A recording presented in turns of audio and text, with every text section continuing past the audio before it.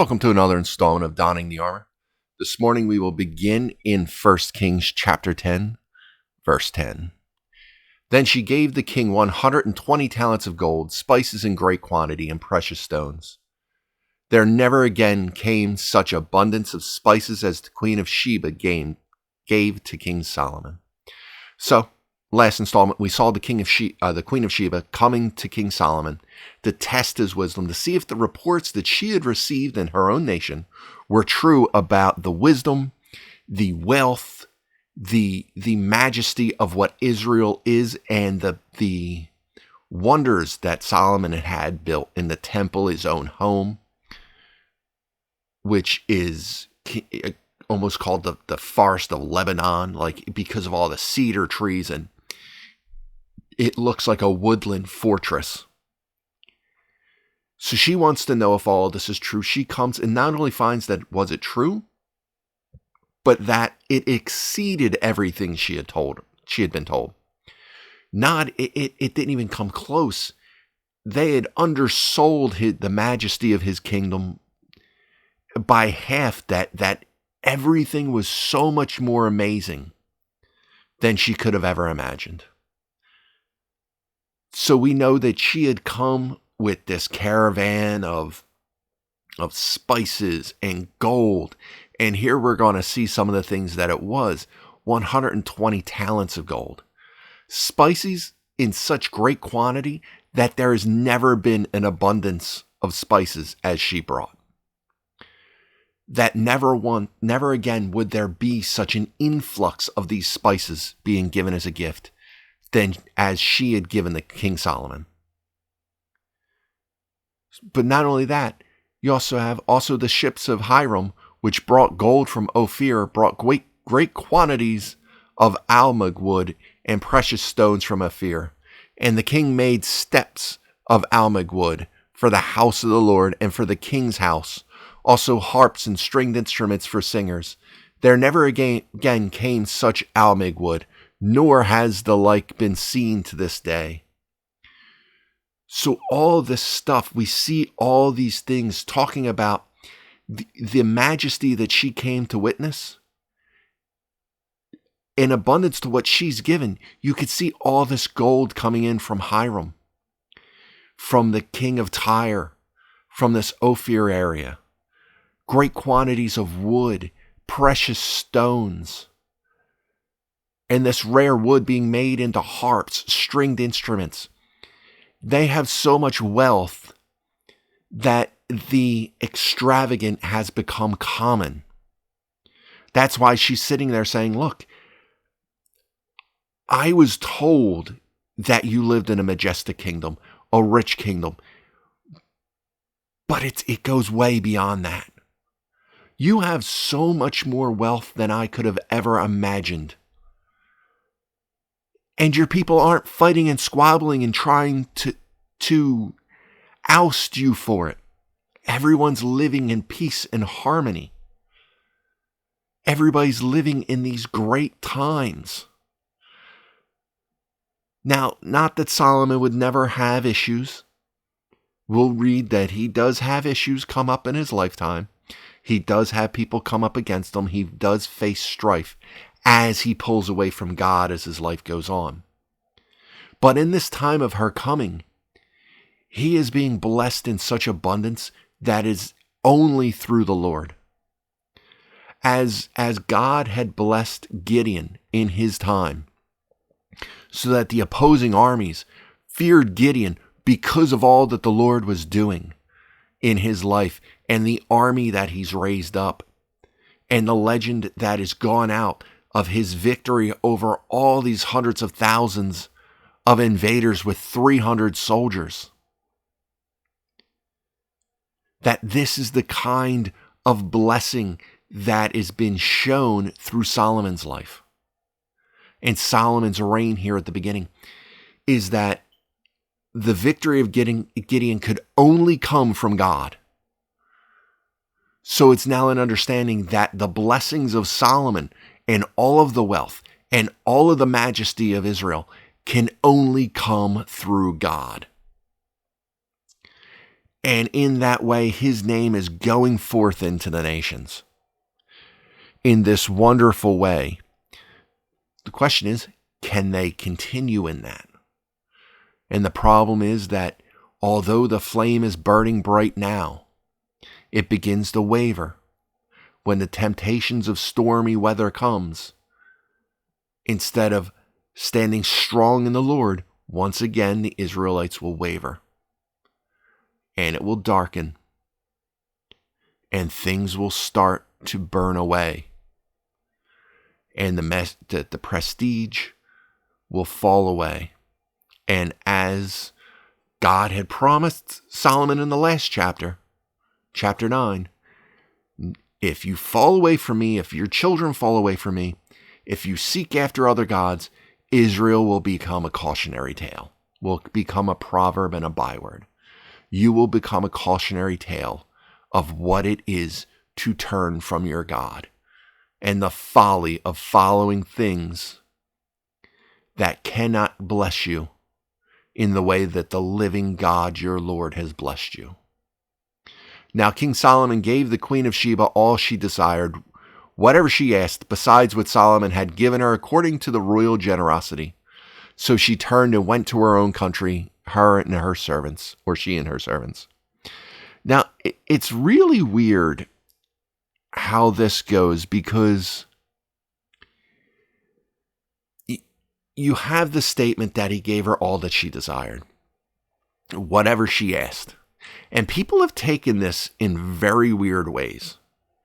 And so far as there are deep legends about what this means, besides giving her the according to the royal generosity, because as she brought gifts, a visiting dignitary and king would also receive gifts from Solomon to take back to their own country. But this all that she desired goes to the fact that there's an Ethiopian legend that says that the Queen of Sheba had requested, when she found out the majestic nature and all the wisdom and how blessed she was, she wanted an heir to come from Solomon. So in all that she asked, in all that she desired, he impregnated her so that she would have an heir. And that heir would go on to be the progeny, or not the progeny, the progenitor of all of the Ethiopian kings throughout history. That all the Ethiopian kings would come through this one heir that Solomon had, which I believe his name was Michael or something along that lines. Or no, I have it right here. Menelik. That Menelik would have been the heir of Solomon, and he would be the all subsequent Ethiopian monarchs, as David Guzik had it in there. That that ancestor, that everyone would come through him. Because when things are like this, it comes up very weird. Now, since this is a summation of what had already happened, you go, okay, well, what did she desire? In context, by the verses that we've already read, she desired to be able to pour out all of her heart and ask every question she could possibly ask and test his knowledge and have all of her questions answered. And he did that. We read that earlier. So whatever she asked, every question she asked, he was not only able to answer it, he was able to explain it to her in a detail that she understood. So more than likely, no, it's not some odd heir that appears out of nowhere and is never written of again, but is somehow in legends of other nations. But more than likely refers straight back to the scripture we've already read in the first couple verses of the chapter, which you can go over in last installment because I only made it through 9 verses. But that she wished to unload her heart. Everything she had to ask. She asked everything, every burning question of her heart. And King Solomon was able to answer them all. And not only answer, but explain. And that's more than likely what that verse is referring to. Otherwise, you're just making up stuff and adding it into scripture where it does not exist. The weight of gold that came to Solomon yearly was 666 talents of gold. Now we come to another one that people get very weird with. This idea that his yearly salary was the number 666. Because as we know, that is the number of the beast. That is the number of the Antichrist in Revelation. So people want to say, okay, well, Solomon is going to be reborn and be the Antichrist. Well, probably not. Solomon was a man. And this is just the beginning of the money he gets.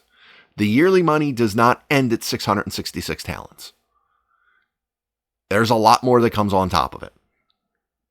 A lot greater number that comes on top of it. This is basically the base and then gets added on top of it. It's also an incredible sum of money, 666 talents.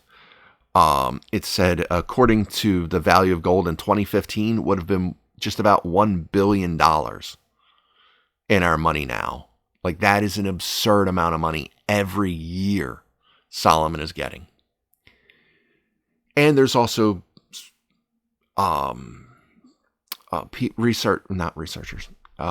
scholars have in the past written about the idea that the 666 in Revelation may not actually even translate to 666. It might actually be a completely different number. So do it that with what you will. But the idea almost is that oftentimes in the Bible, 6 is the number of people.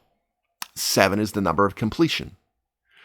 So 666 is a trinity of man. The unholy trinity of manly desires is pretty much what 666 would go down into through numerology. And I don't get much into numerology because then it gets really weird and crazy. But there are definitely numbers that mean things. So there is also an idea that this relates back and kind of does relate to Revelation in that the Antichrist will be a Solomon-like figure. Now, what do we know about Solomon? Solomon, the wisest man who ever lived. Also, a man who led his nation very godly in the beginning.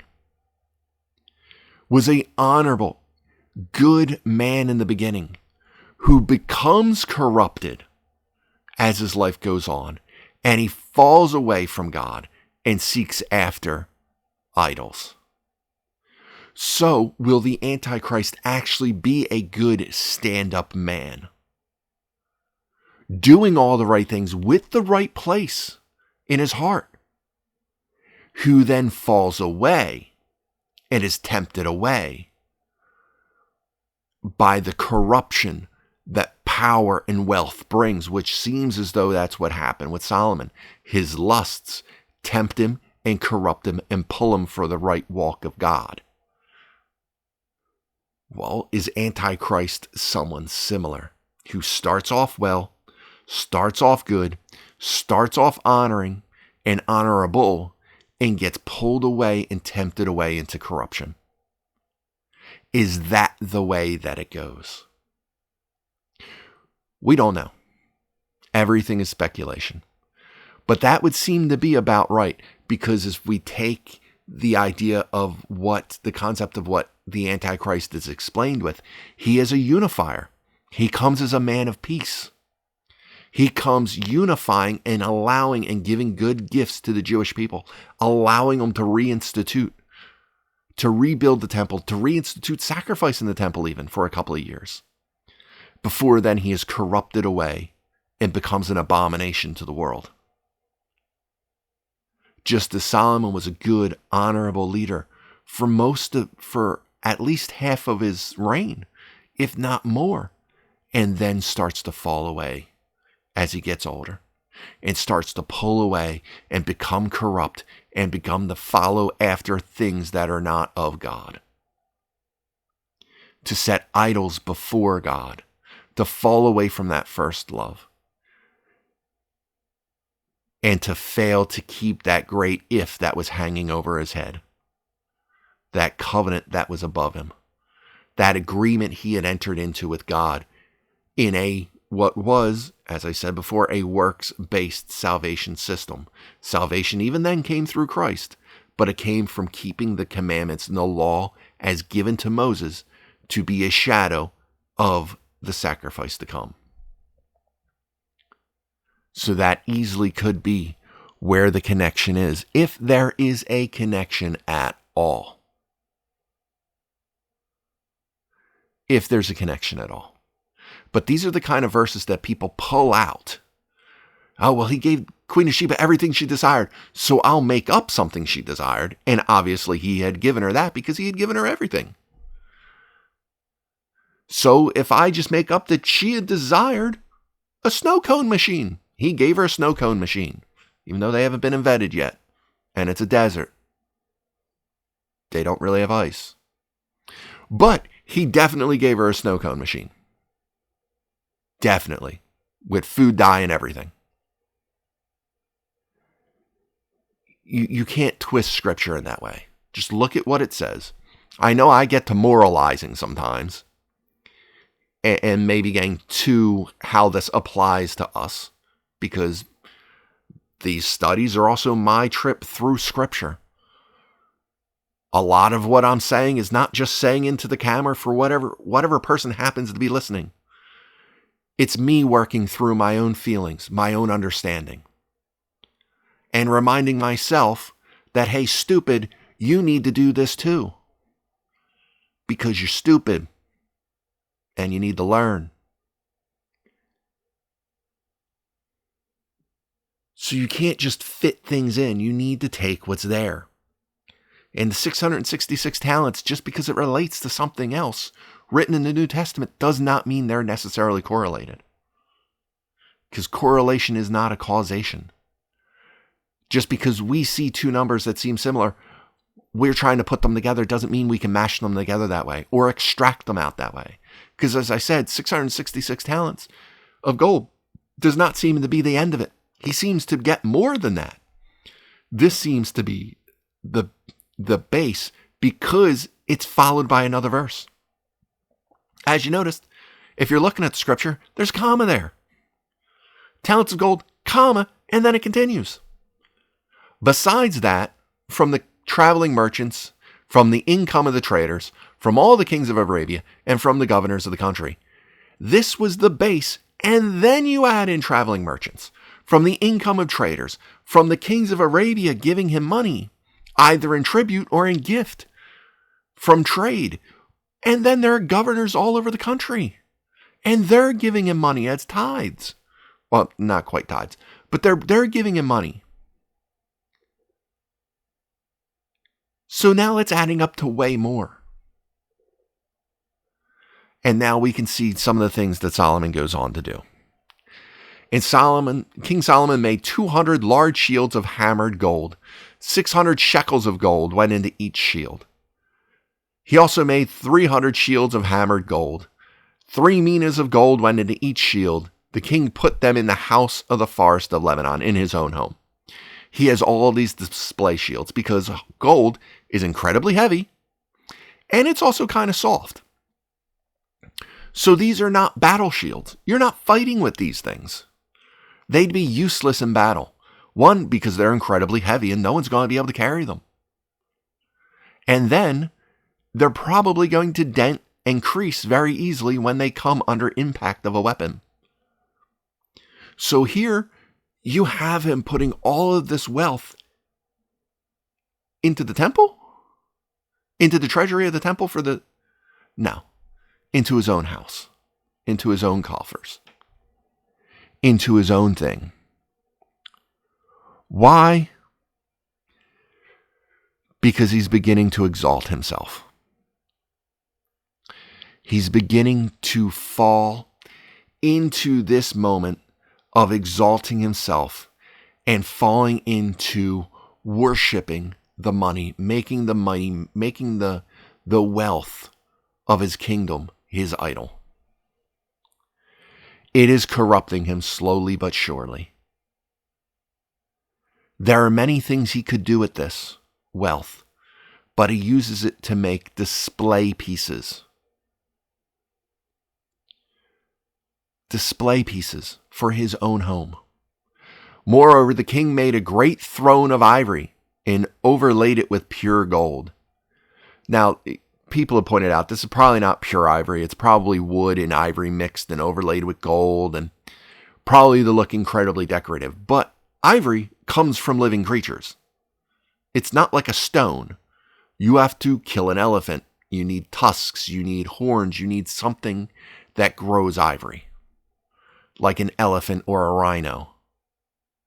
Which, if you're reading the King James, because other translations have tried to get rid of it, unicorn, more than likely, when you see it in the King James, did not mean wild ox or wild goat.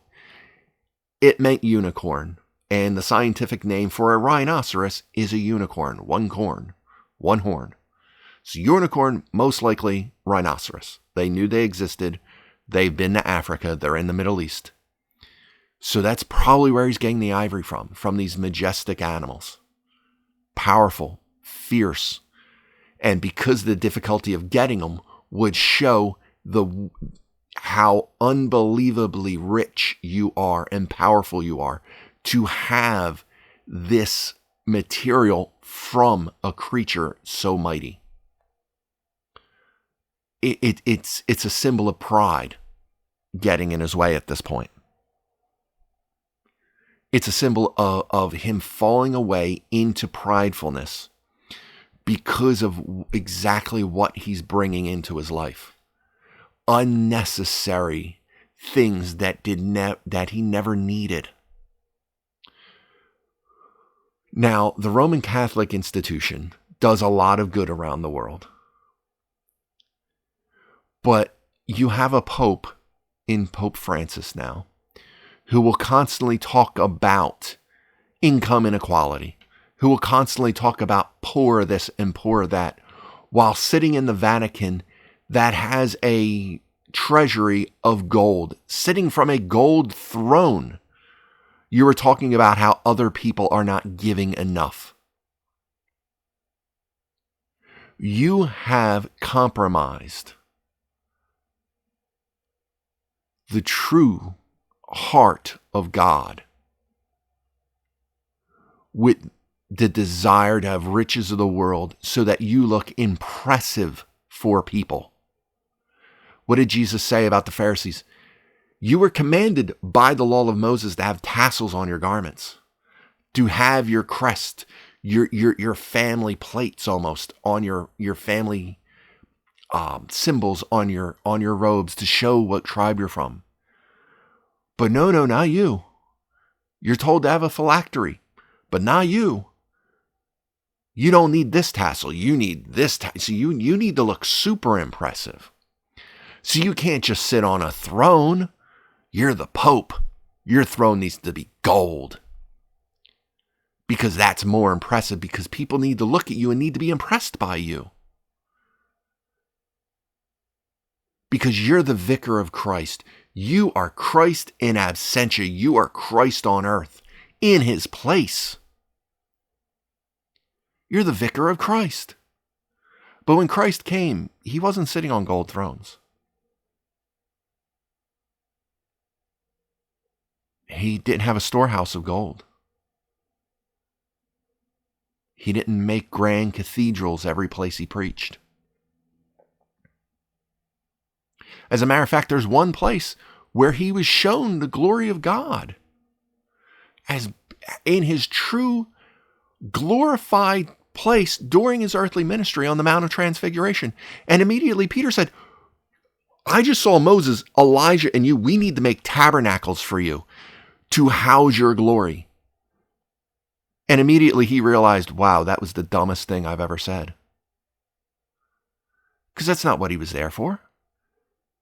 Because Christ said it himself, I came to serve, not to be served. It's kind of hard to make the argument that other people aren't serving enough when you're sitting on a gold throne, when you're hoarding treasuries, you're hoarding wealth. kind of hard to make the argument that you are what Christ had in mind when you are a liturgical Joel Osteen and Kenneth Copeland. When you want to condemn them for all the wealth that they've gathered for themselves through their ministry, but your wealth exceeds theirs by orders of magnitude. It's kind of hard to throw them stones from that glass house you're sitting in, or the gold throne you're sitting in, so to speak. It's kind of hard to be doing that.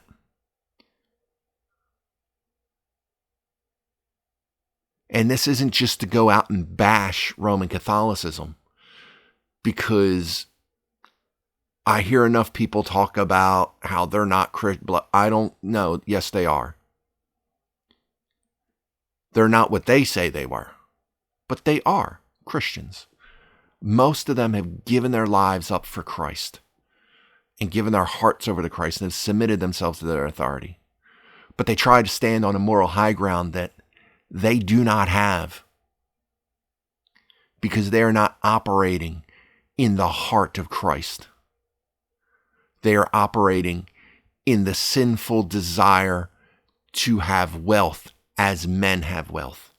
They are not operating as David with a heart turned towards God. They're operating as a Solomon, shouting wisdom from a golden ivory throne.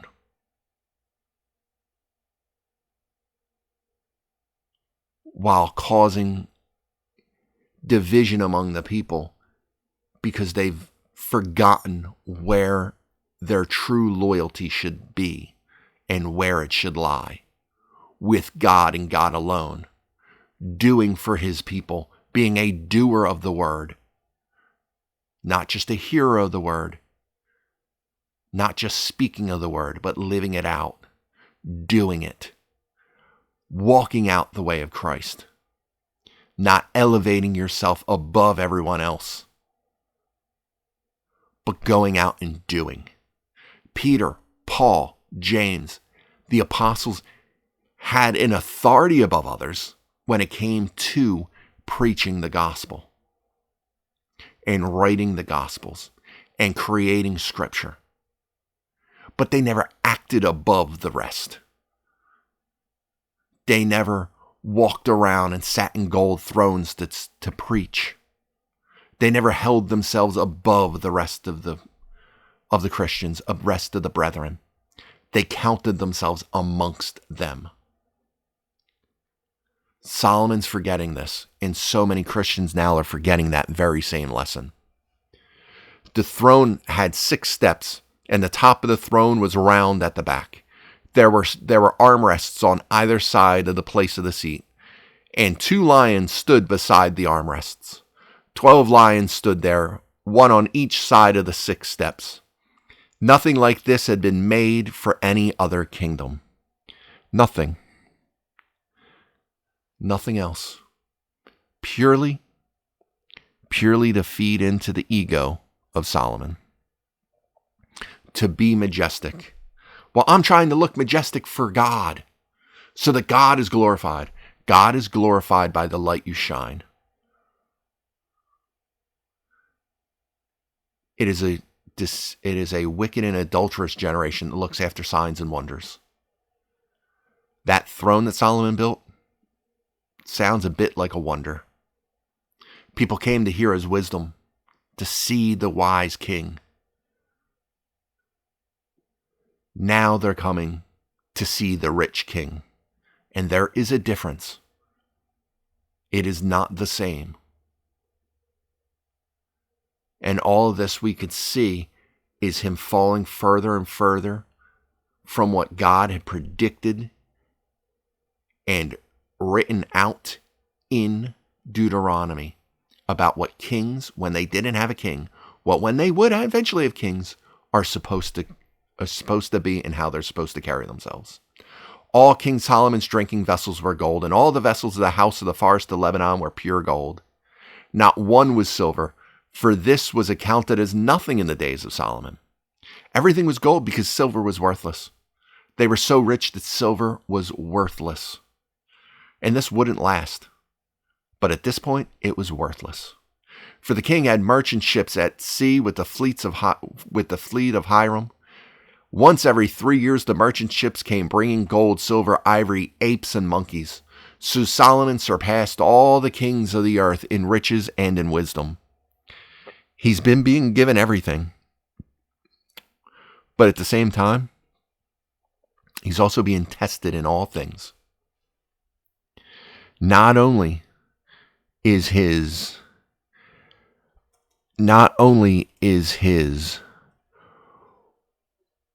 wisdom being tested, his loyalty to God is being tested. You've been being given all these great riches. Now, are you going to hold to them, or are you going to fall from them?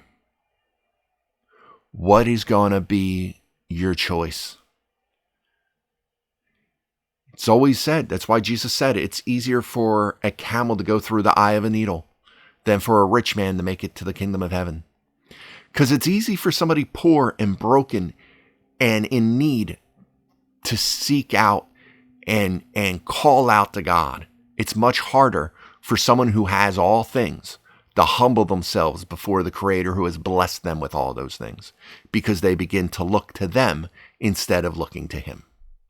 Now all the earth sought the presence of Solomon to hear his wisdom, which God had put in his heart. Great thing. Each man brought his present, articles of gold, silver, garments, armor, spices, horses, and mules, and at a set rate year by year.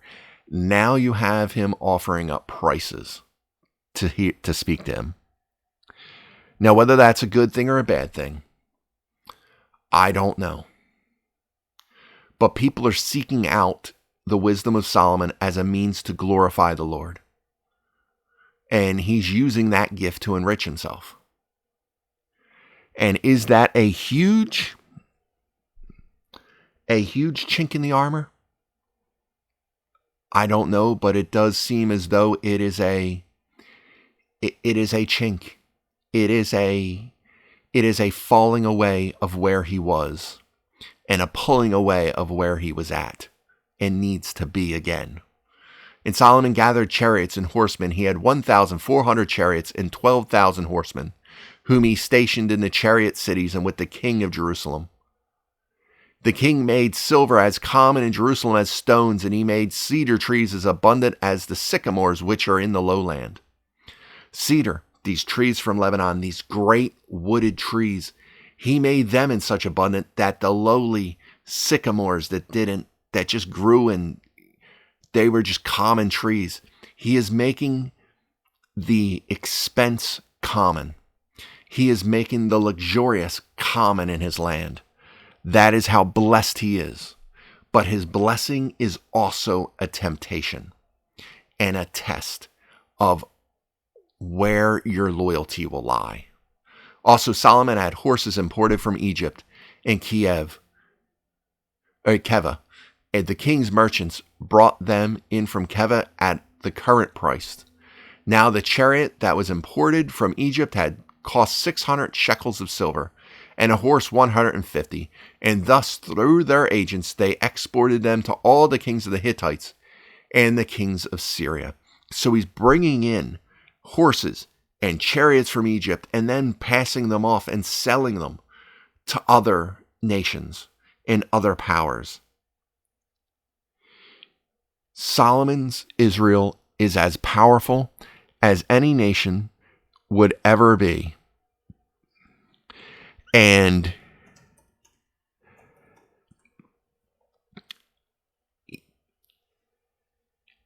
in that, it comes a point where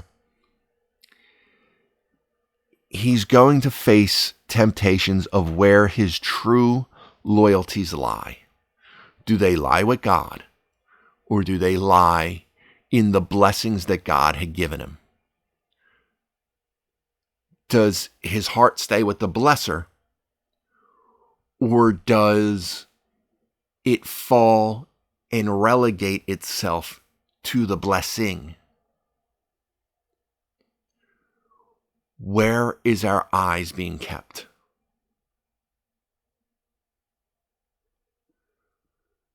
When we have parents, we sometimes take them for granted when we're little. We take for granted the fact that they're feeding us and clothing us. And we take for granted how much work goes into that. How much work goes into making a meal.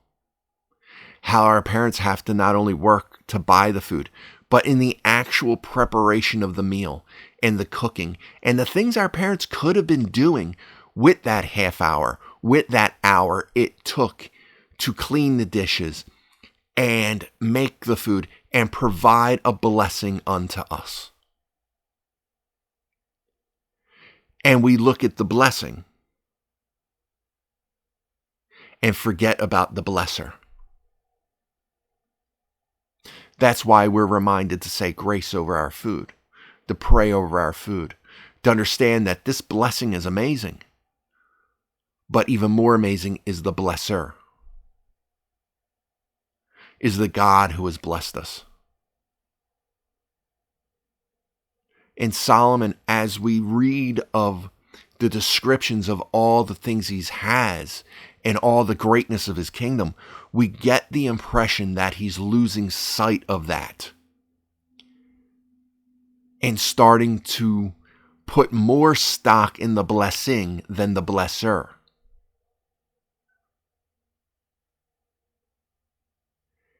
And we can all fall into that temptation. Even with as little as we have. You know, as I just said, it's easier for a camel to go through the eye of a needle than for a rich man to enter heaven. But a poor person can idolize money just as much as a rich person can. Because of their desire and their need, they'll do anything to have that money. And then when they get it, so often they're looking at how they can spend it. Not on necessities, but on wants. Because although the Lord had provided them the money, they're just looking at the money. They're looking at the blessing and wondering how it can bless them instead of provide for them as a blessing from the great provider himself. We need to watch our steps. We need to watch that we have not become unmoored from understanding that the blessing is not as important as the blesser. Because it doesn't take much to end up having our boat drift into the middle of a lake. All we need to do is become unmoored. We don't have to row out there. We don't even have to shove it off the shore. All we need to do is to let that anchor we have tying it to the dock become a little loose, and as the waves lap, it'll slowly push it out. And we could even be sitting there and not even realize just how quickly it's being pulled out because it's happening so slowly. And I feel like that's what we're seeing with these, is Solomon's slow drift. Because in the next chapter, we're going to see right away. And then Solomon started to fall away. His heart started to fall from God. And I think right here at the end of chapter 10, as we're seeing the great things come on, we're seeing the great blessings, we're seeing the great accomplishments, we're seeing all of the abundance, we're seeing it just start to drift ever so slightly, without even noticing it, without even seeing that so often they weren't supposed to go back to Egypt for horses or chariots, but we see Solomon doing it. You weren't supposed to multiply wives, but we'll see Solomon doing it. And just slowly but surely. He started here, but he's going to just slowly come down to here.